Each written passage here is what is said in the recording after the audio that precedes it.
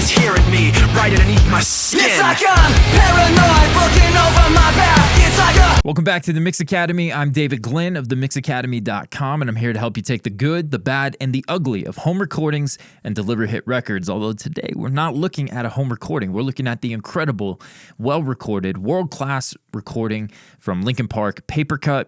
And we're going to check out a low-end trick that I've got going on here in the verse to help it stand out in the chorus so that you feel a little bit of a difference, right? You get a good mix, can be just a well-balanced piece of art where you've got good balances between the drums and the bass and the keys and everything, but a great mix is one where it's moving. It's creating excitement. It's taking a great arrangement or a good arrangement and enhancing it and turning it into a great mix. And so today we're going to show off the ear candy I've got going on for the chorus. But first, if you want to get your hands on these multi-tracks, there's a link in the description that we've done a full mix breakdown where I've mixed this song, shown you every single track, everything that I'm doing.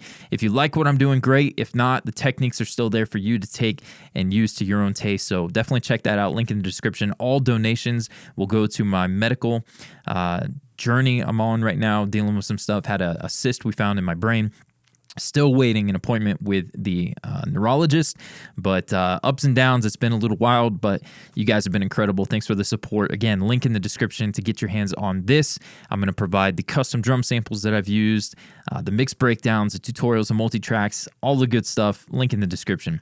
All right, so now let's take a look at the verse. I'm going to hit play. You can hear a little bit of my mix, and then see if you can hear the difference between I'll go ahead and give it away. It's the kick, the bass, and the main guitars. See if you can hear the difference between the verse and then when the chorus explodes. My head, like a face that I hold inside. Face that awakes when I close my eyes. Face that I watch every time I lie. Face that laughs every time I fall. So I know that when it's time to sink or swim, that the face inside is hearing me right underneath my skin. It's like I'm paranoid looking over my back. It's like a whirlwind inside of my head. It's like... All right, so drop a comment down below. Let me know if you heard the difference. Really, I'm going to point it out real carefully right here at this last little bit of the verse. Hearing me right underneath my skin. It's like I'm paranoid looking over my back. It's like a whirl... All right, so what do we have happening here? For the kick drum, I'm high passing it a little bit, not super tight, but I'm also using a shelf to pull out sub frequencies. And then I'm shifting the focus a little bit, not a lot, from being the kind of 40, 50, 60 hertz kick thing happening. I'm shifting that to 100 hertz and boosting a little bit there. So it's a little tighter. If you call 100 hertz punchy, maybe it's a little punchier, but just tighter is what I was going for there. And we're going to play that. We'll go track by track. You'll hear the difference between each. Here's the kick drum soloed in the verse. And then the chorus. Let's back it up a little bit, play a couple bars so you hear the difference between the low end in the kick and just the overall just energy that it's given us between the verse and then to the chorus. The chorus is where this automation lane opens up here, closes.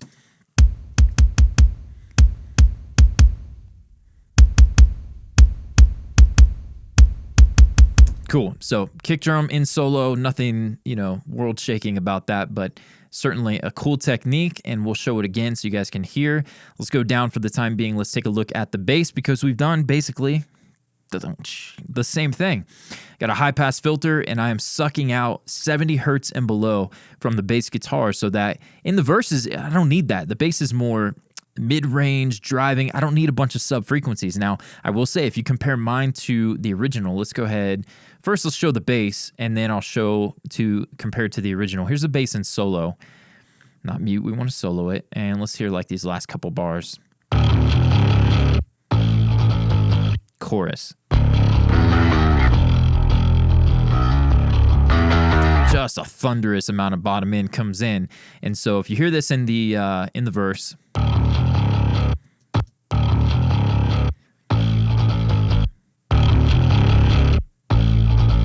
yeah, it sounds louder. Louder's better, but listen to that bottom end. It just tightens it up so that in the verses, it's almost telling a story through the mix. It's a little tighter. It's serving its role, but then at the chorus, it just explodes. One more thing. Let's look at this electric guitar, and then we'll take a look at the original.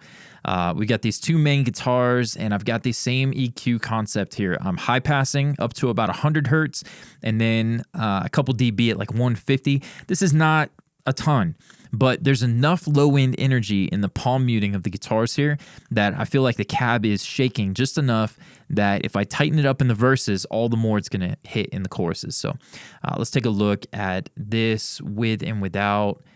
So we'll put this on. Here it is with my high-pass filter, and then you'll hear it explode in the chorus.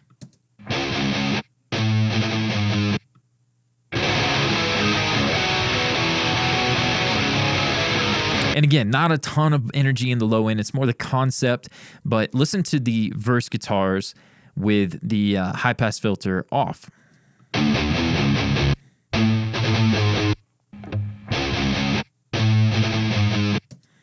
And so now what I want to do is show you, we'll play these two bars here because it makes a pretty big difference in the verse. Let's hear it on, and then I'll turn it off for the second one. It'll be quick. Yeah, so we got to play a little bit more than that for you guys here. Let's back it up a hair.